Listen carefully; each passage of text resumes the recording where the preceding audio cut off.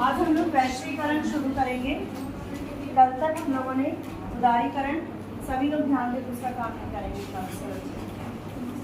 कल तक हम लोगों ने उदारीकरण और निजीकरण समझ लिया था। उदारीकरण में मुख्य रूप से लाइसेंस नीति थी, जिसको ढीला किया गया, कम किया गया, कोटा उसको भी निर्धारित करने से मतलब कम चीज़ों में लगा।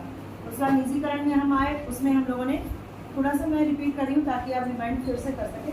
निजीकरण में दो चीज़ें थी, एक तो डायरेक्ट निजीकरण और एक था विनिवेश करके हमने क्या मतलब सरकार ने अपने शेयर घटा लिए और निजी क्षेत्र के लिए अपने फैक्ट्रियों को या कंपनी को दिया। अब आते हैं वैश्वीकरण। वैश्वीकरण क्या होता है? जैसे कि नाम से लग रहा है, विश्व से रिलेटेड होगा।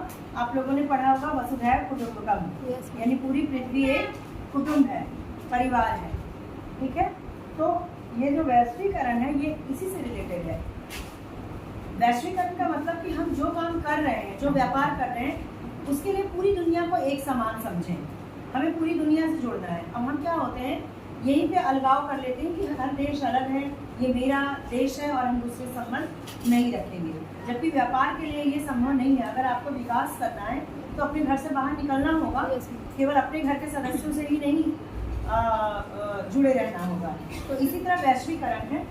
वैश्वीकरण किसी अर्थव्यवस्था का विश्व अर्थव्यवस्था के साथ एकीकरण के रूप में जाना जाता है, जो एक जटिल परिघटना है। ये जटिल है, हर देश अलग अलग है, अपनी अपनी संस्कृति रखता है, अपनी अपनी भाषा, करेंसी, हर चीज़ अलग है।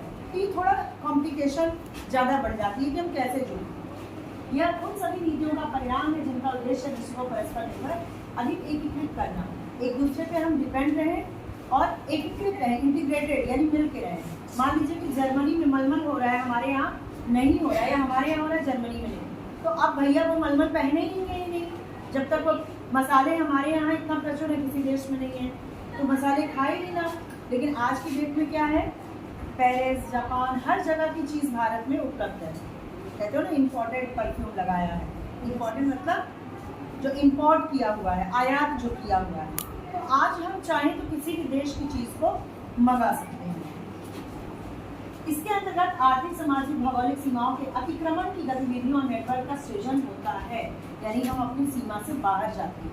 वैश्वीकरण ऐसे संपर्क सूत्रों की रचना का प्रयास है जिससे मीलों दूर हो रही घटनाओं के प्रभाव भारत के घटनाक्रम पर भी स्पष्ट दिखाई देने लगे। यह समग्र विश्व को एक बनाने, सीमा मुक्त विश्व की रचना करने का प्रयास है। भैया जब व्यापार करोगे, जब वहाँ जाओगे, संबंध रखोगे, तो जो घटनाएं वहाँ हो रही है वो हमें भी अफेक्टेड, हमें भी प्रभावित करेगी। जैसे यूक्रेन और रसिया की जो लड़ाई थी वो हमें भी प्रभावित करी है। हमारे भी स्टूडेंट वहाँ फंसे हुए थे, या फिर साउथ अरेबिया ले लो या कुवैत ले लो या कहीं भी देखो, इंडियंस हैं, तो हमें भी प्रभावित करते हैं किसी न किसी तरह से। बाह्य प्रापण क्या होता है? आउटसोर्सिंग। बाह्य प्रापण नहीं सुना होगा, आउटसोर्सिंग सुना है। आउटसोर्सिंग का मतलब होता है अपने देश की जो वो है, जो इंटेलिजेंस है, हमारे देश की जो प्रतिभाशाली लोग हैं, या फिर डॉक्टर हुए, इंजीनियर हुए, या कोई भी, वो विदेश में जाके काम कर रहे हैं, तो इसको कहते हैं बाह्य प्रापण। हमारे देश के लोगों का दूसरे देश में जाकर के काम करना। तो हमारे देश की जो प्रतिभा है वो बाहर जा रही है, इसको कहते हैं आउटसोर्सिंग। जैसे डॉक्टरी पढ़ी हमने, डॉक्टर बन गए और हम जाकर के कनाडा में काम कर रहे हैं। हम इंजीनियर बन गए और जाकर के जापान में काम कर रहे हैं। तो प्रतिभा तो हमारी है, इंडियंस है, और जाके बाहर काम कर रहे हैं, इसको कहते हैं बाह्य प्रापण। वैश्वीकरण की प्रक्रिया का यह एक विशिष्ट परिणाम है। भैया पहले जाने को ही नहीं मिले तो फिर जाएंगे कैसे? यहीं के ही रह जाएंगे।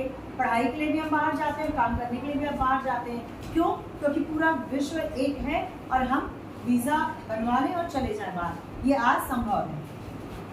इसमें कंपनियां किसी बाहरी स्रोत से नियमित सेवा प्राप्त करती हैं, जिन्हें पहले देश के भीतर ही प्रदान किया जाता था, जैसे कानूनी सलाह। दूसरी बात, ऑनलाइन आजकल नेटवर्किंग इतनी है कि हम चाहें तो अमेरिका के किसी, अगर मान लो आपको योगा करने का मन है, अमेरिका में बैठे हुए जो नागरिक हैं वो भारत के किसी नेटवर्क से जुड़ सकते हैं और योगा कर सकते हैं। डांस हम वहाँ से सीख सकते हैं। यहाँ का जो वकील है उनको सलाह दे सकता है, यहाँ का डॉक्टर या अमेरिका का डॉक्टर ऑनलाइन सलाह दे सकता है। तो लेकिन वो फीस भी लेगा, ऑनलाइन फीस भी लेगा। तो ये क्या है, अपनी प्रतिभा को देश के बाहर भी बेचना। तो हमारे जो स्कोप है हमारा वो बढ़ा। जैसे मैं हूँ, अगर मेरा चैनल है, यूट्यूब चैनल मैं पढ़ाती हूँ, तो चाहे अगर देश के बाहर भी नागरिक है, चाहे वो इंडिया का चाहे वहाँ का भी हो, वो भी देख सकता है। यूट्यूब कितना एक व्यापक स्टेज है। तो आप देखो अमेरिका के कितने लोग बनाते हैं, ब्लॉग बनाते हैं, कुछ भी वो आप देख सकते हो। पढ़ाई की चीज़ भी देख सकते हो, वहाँ कैसे होती है, कैसी यूनिवर्सिटीज़ हैं, और यहाँ की यूनिवर्सिटी को भी वहाँ के लोग देख सकते हैं। तो ये सब कैसे संभव हुआ? जब हम जुड़े, जब हमने वैश्वीकरण किया, ग्लोबलाइजेशन, कंप्यूटर सेवा, विज्ञापन, सुरक्षा, संचार के माध्यमों में आई क्रांति। संचार के माध्यम यानी कि इंफॉर्मेशन टेक्नोलॉजी, IT, टेलीफोन हुआ, नेटवर्क हुआ, ये ईमेल वगैरह। क्रांति विशेषकर सूचना प्रौद्योगिकी में प्रसार ने अब इन सेवाओं को ही एक विशिष्ट आर्थिक गतिविधि का स्वरूप प्रदान कर दिया है।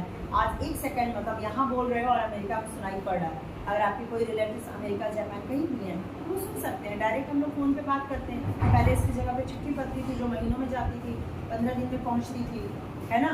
अब उसके बाद तार भी था जो कि हफ्ते में पहुँच सका, 3-4 दिन में पहुँच सका। अब क्या है, तुरंत फ़ोन उठाया, वीडियो कॉल कर रहे हैं, जैसे सामने ही बैठ के काम कर रहे हैं। ठीक है, सेवाओं को ये विशिष्ट आर्थिक गतिविधि का स्वरूप प्रदान करें। इसी कारण विदेशों से इन सेवाओं को प्राप्त करने यानी बाह्य प्रापण यानी आउटसोर्सिंग की प्रवृत्ति बहुत ही सशक्त हो गई।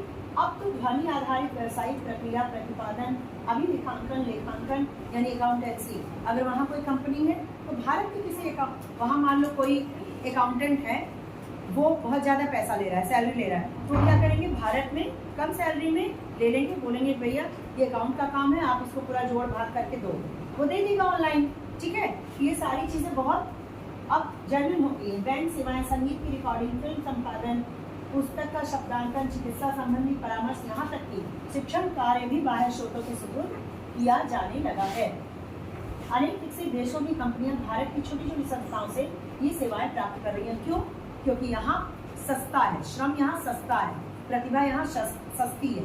जितना हमें यहाँ के डॉक्टर को जितनी फीस मिलेगी, वहाँ के डॉक्टर को उससे ज़्यादा मिलेगी। माध्यमों जैसे इंटरनेट आदि से इन सेवाओं से जुड़ी रचना और ध्वनि और देशों की जानकारी को तुरंत 0 से 9 तक की संख्याओं में परिवर्तित कर देश की बल्कि महाद्वीपों के बाहर तक प्रसारित कर दिया जाता है। अब तो अधिकांश बहुराष्ट्रीय कंपनियों के साथ, बहुराष्ट्रीय कंपनियां क्या होती हैं, बहुराष्ट्रीय कंपनियां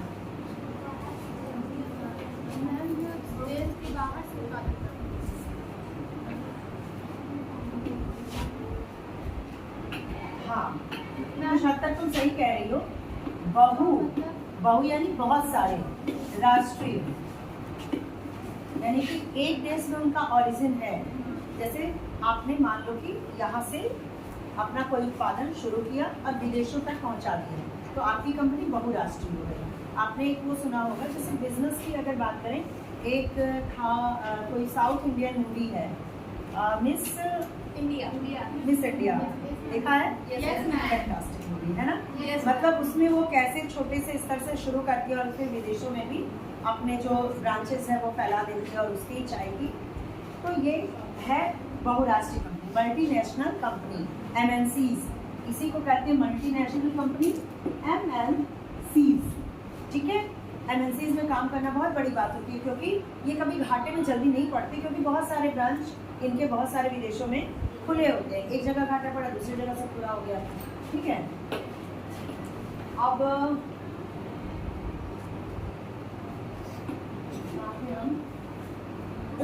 अधिकांश बहुराष्ट्रीय कंपनियों के साथ अनेक छोटी बड़ी कंपनियां भारत से ये सेवाएं प्रदान करने लगी है, क्योंकि भारत में इस तरह के कार्य बहुत कम लागत में, मैंने भी बताया कम रेट में हो जाता है, तो लागत में और उचित रूप से निष्पादित हो जाते हैं। भारत की, आपको जान के आश्चर्य होगा बेटा, जो कॉल सेंटर्स होते हैं उसमें सबसे ज़्यादा डिमांड इंडियंस की है इंग्लिश बोलने में।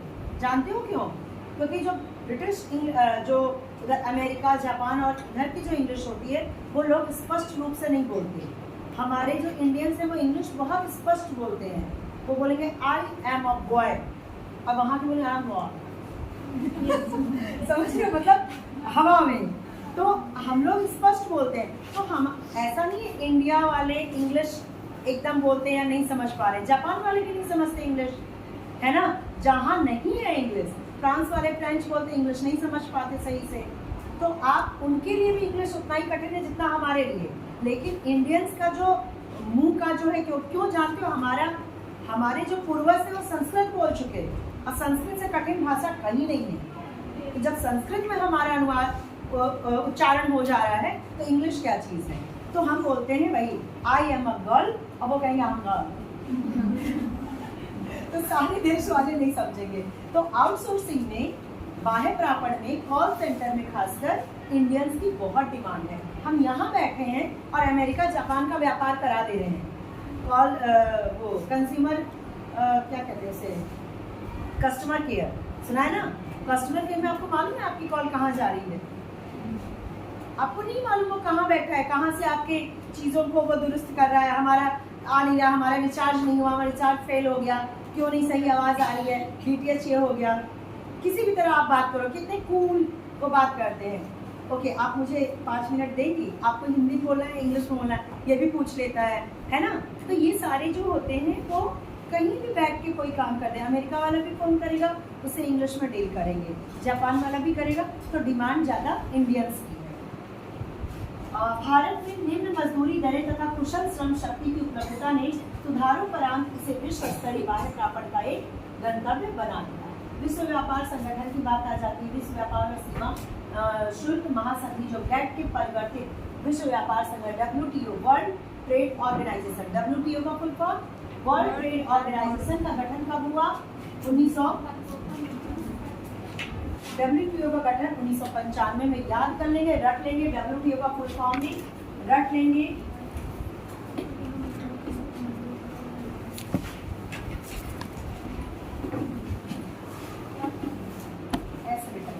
वर्ल्ड ट्रेड ऑर्गेनाइजेशन 1995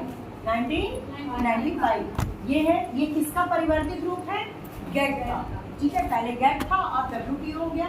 उस महासंधि की रचना विश्व व्यापार प्रशासक के रूप में 23 देशों ने, कितने देशों ने मिलकर 1948 में की थी GATT का। उसका ध्येय सभी देशों को विश्व व्यापार में समान अवसर सुलभ कराना। जैसा कि हम लोग को लग रहा है वर्ल्ड ट्रेड ऑर्गेनाइजेशन यानी वर्ल्ड में जितने भी कंट्रीज हैं उनका एक स्टेज देना उन्हें। भाई एक बात बताओ, तुम लोग जैसे अपनी सहेलियां, अगर आप घर में नहीं टिकते तो होगे, मेरा मतलब है कि घर के बाहर भी निकलते हो, आपको डेवलप करना है, आप स्कूल आ रहे हो, आपको एक स्टेज मिलना ना जहाँ सब साथ बैठो, तभी तो आप एक दूसरे से आदान प्रदान करते हो। जैसे मोहल्ले में मम्मियों लोग को एक घर मिलता है जहाँ वो बैठती हैं और एक दूसरे से आदान प्रदान करती हैं। ठीक है, आप मोहल्ले की जो सहेलियां हैं उनके साथ शाम को कहीं एक अड्डे पे मिलते होंगे पक्का, या तो किसी के घर पे या फिर कहीं कि वहाँ बैठेंगे और हम लोग आदान प्रदान, क्या पढ़ा क्या बोला। तो एक स्थान चाहिए। इसी तरह एक सारे देश अलग अलग हैं भैया, वो मिले कैसे, कहाँ मिले? तो उनके लिए एक स्टेज चाहिए, एक स्थान चाहिए ये। और उनके जो आपसी झगड़े, आपसी विवाद, उनको कौन सुलझाएगा? ये ऑर्गेनाइजेशन, ताकि वो मिलजुल कर काम कर सके। तो इसी को हम WTO कहते हैं। विश्व व्यापार संगठन का ध्येय किसी नियम आधारित व्यवस्था की स्थापना है जिसमें कोई देश मनमाने ढंग से व्यापार के मार्ग में बाधाएं खड़ी नहीं कर पाए। पता चला कि जापान ने कहा नहीं, हमें इतने ही सस्ते में दो, और हम मजबूर हो गए देने में। तो बीच यही मतलब उद्देश्य बेटा, गोल उद्देश्य। ठीक है, मार्ग में बाधाएं नहीं खड़ी कर पाए, साथ ही इसका ध्येय मतलब उद्देश्य उसका सेवाओं की सृजन और व्यापार को प्रोत्साहन देना भी है। मतलब एक बीच का मार्ग करते हुए सबको मिला जुला के व्यापार कराना, ताकि विश्व के संसाधनों का इष्टतम स्तर पर प्रयोग, इष्टतम यानी अनुकूलतम, विश्व के जो संसाधन है, कच्चा माल है, पर्यावरण है, सब में संतुलन करते हुए कोई भी विकास हो, व्यापार हो।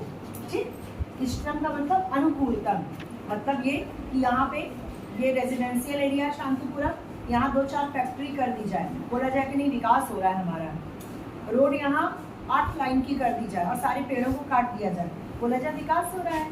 तो विकास हमें सड़क के रूप में, फैक्ट्री के रूप में दिख रहा है, लेकिन ये अनुकूलतम विकास नहीं है। एक तरफ हम इसके लिए क्या कर रहे हैं, लोगों को जहर दे रहे हैं सांस में। फैक्ट्री अगर यहाँ 4 हो जाए तो हम जहरीली गैस बना रहे हैं, सभी लोगों को कष्ट होगा, बीमारियां होंगी, पानी दूषित हो जाएगा, जो उसका कचरा निकलेगा, या फिर अगर हम यहाँ 8 लाइन की रोड कर दें, सारे पेड़ कट जाएंगे। समझ रहे हो ना? ये बैलेंस डेवलपमेंट नहीं है। हमें क्या करना है? इष्टतम अनुकूलतम विकास करना है। तो इसके लिए WTO ने हर चीज को, हर क्षेत्र को देखते हुए वो व्यापार के विवाद को सुलझाता है। और पर्यावरण का भी संरक्षण हो सके, सबसे बड़ी चीज है बेटा पर्यावरण। हम लोग अपनी घर की सफाई कर लेते हैं और बाहर कचरा करते हैं, या फिर हम ऐसे कार्य करते हैं और हम नहीं सोचते पर्यावरण का क्या होगा। ठीक है? और यही पर्यावरण हमें वापस करती है ये सारी चीजें। कैसे, वो एक दिन हम बताएंगे, क्योंकि बहुत बड़ा टॉपिक है पर्यावरण। हम लोग इतनी पढ़ाई पढ़ लें, जब तक हम अपने आसपास के लिए और अपने इन्वायरमेंट के लिए नहीं अवेयर होंगे, कोई फायदा नहीं इस पढ़ाई का। एक दिन वो इतनी बीमारियां हो रही है ना, एक से प्रकोप आ रहे हैं। क्यों आ रहे हैं? ये सब नेचर हमें दे रही है, वापस कर रही है। जो हमने उसे दिया वो हमें देगी। चलो आगे बढ़ते हैं। विश्व व्यापार संगठन की संधियों में संधि होती रहती है, यानी कि हमारा और तुम्हारा एक एग्रीमेंट, उसको कहते हैं संधि। द्विपक्षीय और बहुपक्षीय व्यापार को बढ़ाने हेतु, द्विपक्षीय यानी 2 देश के बीच में, बहुपक्षीय यानी कि कई देशों के बीच में। इसमें वस्तुओं के साथ साथ सेवाओं के विनिमय को भी स्थान दिया गया है। सेवाओं के विनिमय, एक्सचेंज, विनिमय का मतलब एक्सचेंज, यानी डॉक्टर आपके, टीचर हमारे, वहाँ भी जाएंगे, आप भी आएंगे पढ़ने के लिए, हम आपके देश जाएंगे। आप जब यूनिवर्सिटी में जाओगे ना, तो यहाँ पे दूसरे विदेशों के भी बच्चे आके यहाँ पढ़ते हैं। ठीक है? ऐसा सभी सदस्य देशों के प्रशुल्क और अप्रशुल्क अवरोधों को हटाकर, प्रशुल्क यानी टैरिफ मैंने बताया था, यानी सीमा शुल्क एक तरह का, आप आए तो आपको फीस देनी होगी, तथा अपने बाजारों को सदस्य देशों के लिए खोलकर किया गया। आप अपनी बाजार खोलोगे, उनको जो गेट आपने लगा रखा है उसके ताला नहीं डालोगे, तब तो पड़ोसी आएगा घर में, और तब तो घर में आके कुछ बताएगा। तो ये सारी चीजें, जितने भी टैरिफ, शुल्क, कोटा, ये सब था, उसको हटा करके उनका वेलकम करना। विश्व व्यापार संगठन के एक महत्वपूर्ण सदस्य के रूप में भारत सदस्य है WTO का। विकासशील विश्व के हितों का संरक्षण करते हुए न्यायपूर्ण इस विश्व स्तरीय व्यापार व्यवस्था के नियमों तथा सुरक्षात्मक व्यवस्थाओं की रचना में सक्रिय भागीदार रहा है। भारत इन सारे नियमों को मानता है और उसी तरीके से व्यापार करता है जैसे सबके लिए सही हो। वो किसी को दबाव में नहीं डालता। ठीक है? फिर क्या है? भारत ने व्यापार के उदारीकरण की अपनी प्रतिबद्धता को बनाए रखा है। इसके लिए इसने आयात पर से अनेक परिमाणात्मक प्रतिबंध हटाए हैं। परिमाणात्मक जो प्रतिबंध का मतलब है कोटा, कोटा यानी मात्रा को निर्धारित करना। परिमाण, परिमाण क्या होता है? मात्रा, मात्रा को निर्धारित करना कि भैया भारत ने कहा चलो ठीक है हम बेचेंगे, हमारी चीजें बड़ी सस्ती हैं, लेकिन हम ही नहीं बेचेंगे, हम केवल 10 किलो बेचेंगे। जैसे अगर एक लाइन से दुकान हो जाए, 4 दुकान है मान लो चीनी की, और हमारे पास चीनी की जो उत्पादन बड़ी सस्ती हो रही है, तो हम अगर 10 रुपया किलो देंगे, बाकी 40 दे रहे हैं, तो 10 रुपए के पास ही तो सारे लोग आएंगे, तो केवल हम ही तो व्यापार कर पाएंगे। ठीक है? तो ये अहित हो जाएगा दूसरों के साथ, दूसरों का भला नहीं होगा ना। तो हम क्या करेंगे कि नहीं भैया हम केवल 10 किलो देंगे, उसके बाद नहीं देंगे, या फिर पैसा भी हम उनके ही लमसम रखेंगे। ये जो इतने दुकानें होती हैं, आपने कभी सोचा है कि इतने सारी दुकानें कैसे चल जाती हैं जबकि एक ही टाइप की होती है? या फिर टेम्पो वाले, सबसे अच्छा उदाहरण टेम्पो वाले, इतने सारे टेम्पो वाले लेकिन सबका चल जाता है, क्योंकि एक ने अगर रेट घटा दिया तो दूसरा उसको कूट के रख देगा। मतलब लड़ाई हो जाती है ना कि ये 10 रुपए है तो वही रखो। वो चाहेगा कि नहीं चलो हम 5 रुपए में 100 बार ले जाए, मेरा फायदा होगा, लेकिन नहीं ले जा सकता। तो ये एक कुछ चीज़ें फिक्स की जाती है, रूल रेगुलेशन। बेटा बिना रूल रेगुलेशन अनुशासन के कहीं भी कोई नहीं चल सकता। तो ये तो फिर विश्व स्तर की बात है। तो भारत ने माना कि हम एक मात्रा को निर्धारित करेंगे कि इतना ही व्यापार करेंगे। परिमाणात्मक और प्रतिबंध भी हटाया उसने कि अगर कोई और आ रहा है तो ये नहीं कि उनको हम फीस लगाएंगे, कोटे पे हम बहुत ज़्यादा शुल्क लगा देंगे, नहीं लगाएंगे। ठीक? कुछ विद्वानों को आशंका है कि विश्व व्यापार संगठन में भारत की सदस्यता का कोई औचित्य नहीं है, क्योंकि विश्व व्यापार का अधिकांश भाग तो विकसित देशों के बीच ही होता है। हमारा जो देश है वो क्या है? विकसित है या विकासशील? विकासशील है। और अमेरिका हुआ, जापान, ये विकसित है। विकसित का मतलब वो एक स्तर पे पहुंच चुका है। हमारा देश अभी स्ट्रगल कर रहा है, पहुंच रहा है, प्रगतिशील है, विकासशील, ठीक है। तो अगर इतने टॉप के देश है तो उसके बीच हमारा कुछ है कि नहीं, इस पे विद्वानों में धारणा है कि भारत का कोई औचित्य नहीं है, क्योंकि इसकी बात रखी नहीं जाएगी। रखी तो बड़े मतलब जो डेवलप्ड कंट्री है उनकी रखी जाएगी, भारत को केवल मानना है और काम करना है। उनका यह भी मानना है कि विकसित देश अपने देशों में जहाँ किसी सहायता दिए जाने को लेकर शिकायत करते हैं, वहीं विकासशील देश अपने बाजारों को विकसित देशों के लिए खोले जाने को मजबूर करने को लेकर छला हुआ महसूस करते हैं। मतलब ये छला हुआ यानी हम धोखा खा रहे हैं। क्यों? क्योंकि वो क्या करते हैं, कृषि में सब्सिडी नहीं देते, सहायकी है ना, कृषि में सहायकी यानी सब्सिडी नहीं देते। सब्सिडी क्या होता है कि अगर बीज है 50 रुपए का तो किसानों को मिलेगा 30 रुपए में, और 20 रुपए कौन देगा? सरकार। तो सरकार ने उसका दाम कम किया यानी सब्सिडी दी। सब्सिडी इसे कहते हैं। जैसे गैस सिलेंडर पे एक टाइम में सब्सिडी मिली थी ना, है ना, कि 1000 का सिलेंडर 600 में मिल रहा है, 400 कौन वहन कर रहा है? सरकार। तो हम कहते हैं सरकार ने सब्सिडी दिया। तो अब देखो यहाँ सब्सिडी समझिए, सहायकी। तो जो विकसित देश हैं अपने देशों में जहाँ कृषि सहायकी दिए जाने को लेकर शिकायत करते हैं, वो कहते हैं नहीं, सब्सिडी कृषि को नहीं मिलना चाहिए। जब वो कृषि में सब्सिडी नहीं देंगे तो उनकी बीजें पौधे सब महंगे हो जाएंगे। हमारे यहाँ के तो किसान उसका फायदा भी नहीं उठा रहे हैं, लेकिन उसके बदले वो ये कह रहे हैं कि भारत पूरा बाजार खोले हमारे लिए, यानी हमसे पूरा फायदा, और हमारे लिए एक फायदा भी नहीं हो दे रहे हैं। तो ऐसा अगर होगा तो अपने को धोखा खाया हुआ महसूस करेगा भारत। तो कुछ ऐसी बात है। वे विकासशील देशों को अपने बाजारों में किसी न किसी बहाने प्रवेश करने से रोकने का प्रयास भी करते रहते हैं। क्या आपको ऐसा लगता है कि विश्व व्यापार संगठन तो गरीब देशों को छलने की व्यवस्था मात्र है? तो आप क्या ही बताएंगे, तब बता पाएंगे जब इसके बारे में पूरा पढ़ें, जब न्यूज़ पढ़ें कि WTO ने कब कब क्या क्या किया। जब इसको आप देखेंगे तो आपको लगेगा ये बात पूरी तरह से सत्य नहीं है कि केवल हम धोखा ही खाए हैं। अपने को स्टैंड करने के, देखो बेटा, एक लड़की कमज़ोर है, कमज़ोर इन द सेंस कि मान लो पढ़ाई थोड़ा कम की है वो, या फिर नहीं रैपिडली कर, एक लड़की बहुत तेज, ठीक है।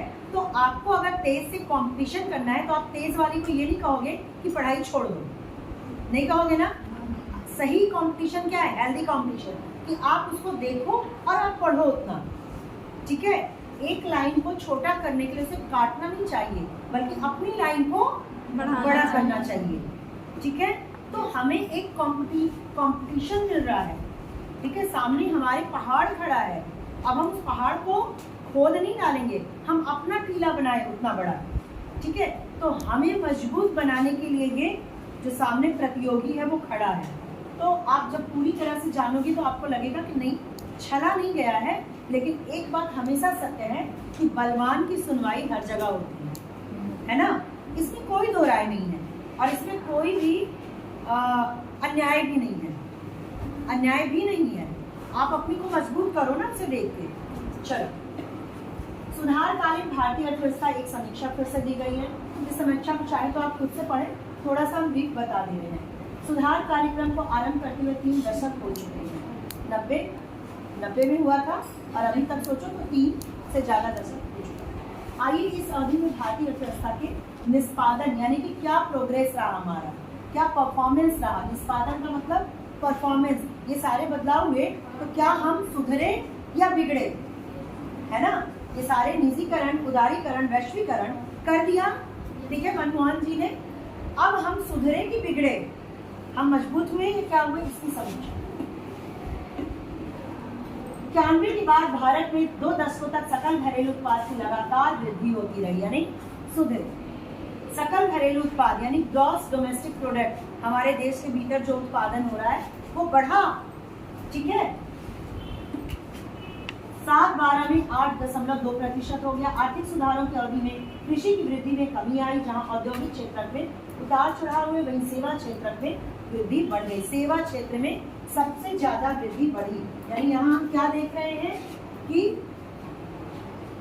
औद्योगिक क्षेत्र में तो उतार चढ़ाव हुआ, उद्योग कंपनियों में, सेवा क्षेत्र में बहुत ज्यादा वृद्धि हुई। इससे ये पता चलता है कि सकल घरेलू उत्पाद में जो वृद्धि हुई वो किससे हुई?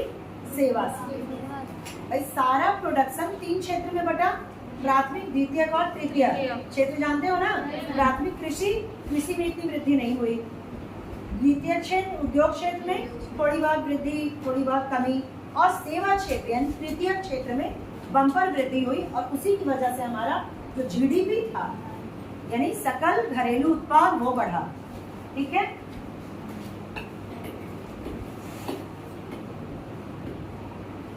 विभिन्न क्षेत्रों में 91 के बाद से होने वाली वृद्धि दरों में रुकावट आई, जहां 13-14 में कृषि की वृद्धि की दर में बढ़ोतरी आई। बाद के वर्षों में इस क्षेत्र की वृद्धि में ऋणात्मक हो गई, यानी कि कृषि हमारा घट रहा है। सेवा क्षेत्र में ऊंची दर की वृद्धि बनी रही, 14-15 की समग्र घरेलू उत्पाद की वृद्धि से भी अधिक थी, यानी सेवा क्षेत्र बहुत ज्यादा हमारा बढ़ा है।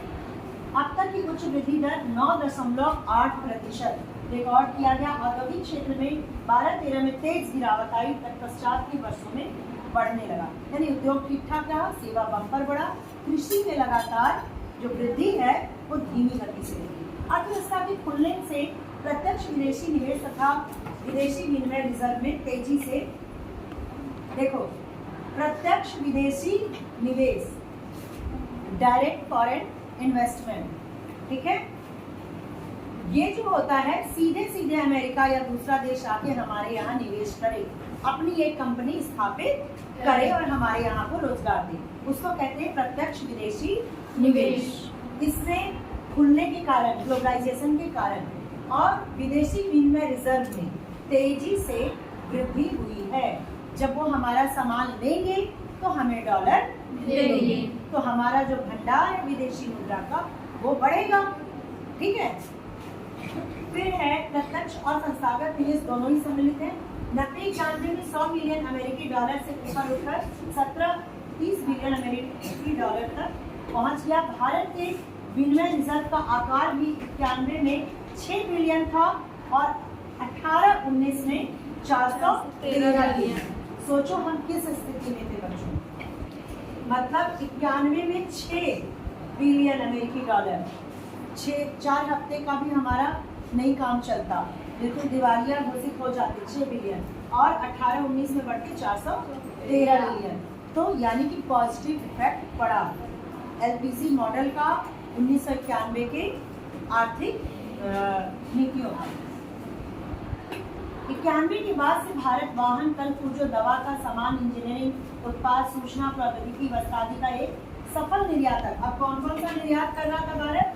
वाहन, ठीक है, वाहन समझते हो ना, व्हीकल, कल पुर्जे यानी कि जो उनके नट बोल्ट, दवा का सामान, इंजीनियरिंग उत्पाद, सूचना प्रौद्योगिकी उत्पाद, टेलीफोन, इंटरनेट, उसके अंदर लगने वाला मास्टर कीबोर्ड, ये सब का, वस्त्र, सूती वस्त्र उद्योग का गढ़ है, मलमल के, ये सब का एक सफल निर्यातक के रूप में। निर्यातक यानी कि हम भेज रहे हैं, निर्यात हो रहा है, दूसरे देश ले रहे हैं, तो दूसरे देश लेंगे तो क्या देंगे हमें? डॉलर देंगे। विश्व बाजार में जम गया है, बढ़ती हुई कीमतों पर भी नियंत्रण रखा गया है। कीमतें भी हमने बढ़ती हुई नहीं की, उसको नियंत्रित रखा, तभी तो डिमांड हो रहा है भारत के उत्पादों का। ठीक है, दूसरी ओर सुधार कार्यक्रमों द्वारा अपने देश की अनेक मूलभूत समस्याओं का समाधान भी खोज पाने में विफलता की कड़ी आलोचना भी होती रही। ये समस्याएं विशेषकर, अब देखो सारी चीजें तो हो रही हैं, लेकिन फिर भी हम कहीं ना कहीं पीछे हैं। ठीक है, इसको मैं ब्रीफ बता देती हूँ, आप पढ़ लेना एक बार किताब में। समृद्धि और रोजगार, ठीक है, हम समृद्धि तो कर रहे हैं लेकिन रोजगार भी, जैसे मान लो आप सभी लोग हो बेरोजगार, ठीक, इसमें 2 लड़कियों ने नौकरी पाई और टॉप की नौकरी पाई, ये कमा रही हैं बहुत ज़्यादा, तो पूरे देश की जब हम आय जोड़ते हैं तो आपकी 0-0-0 सबकी 0 प्लस इनकी 1 बिलियन ट्रिलियन ऐसे जोड़ दिया, तो पूरे भारत की समृद्धि तो हमें दिख रही है बिलियन में बहुत ज़्यादा, लेकिन क्या विकास और रोजगार सब में एक समान है? नहीं। इसी को कहते हैं अमीर और गरीब के बीच की खाई, तो ये चीज़ हमारे यहाँ हो गया। ठीक है, तो ये है समृद्धि और रोजगार। रोजगार सभी को नहीं मिल पा रहा है, सृजित नहीं हो पा रहा है, सबके हिसाब का रोजगार नहीं हो पा रहा है। कृषि में सुधार, कृषि सारे सभी उत्पादनों की धुरी है, बेस है।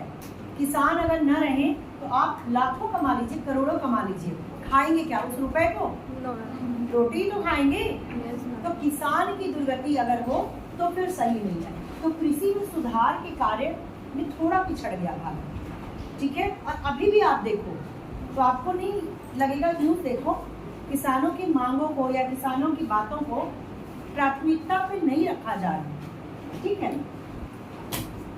ये इसको पढ़ लेना आप लोग। फिर आयात शुल्क में कटौती, बाकी सारी चीजें हुई।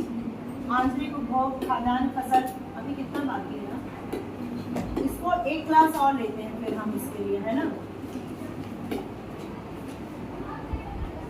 या फिर पढ़ लोगे बताओ? इसको पढ़ लेना, समीक्षा ही है, ठीक है।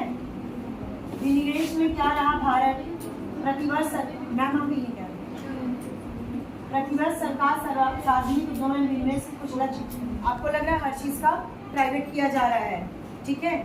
रेलवे प्राइवेट और डाक प्राइवेट, हर चीज प्राइवेट किया जा रहा है, उठा करके बेच दिया जा रहा है। इसका भी एक हद होता है, एक सीमा होती है। इसको अगर हद से ज़्यादा हम प्राइवेट हाथों में, विदेशी हाथों में दे देंगे तो ये भी गलत हो जाता है हमारे लिए, ठीक है। तो इसको पढ़ लेना। कुल मिलाकर के 1991 के सुधार के बाद कई सुधार भी हुए, और जो ये सुधार के क्रम में कुछ चीज़ों को हम छोड़ते भी चले, ठीक है। पर्यावरण के बारे में थोड़ा एक क्लास लेंगे हम, लगाएंगे।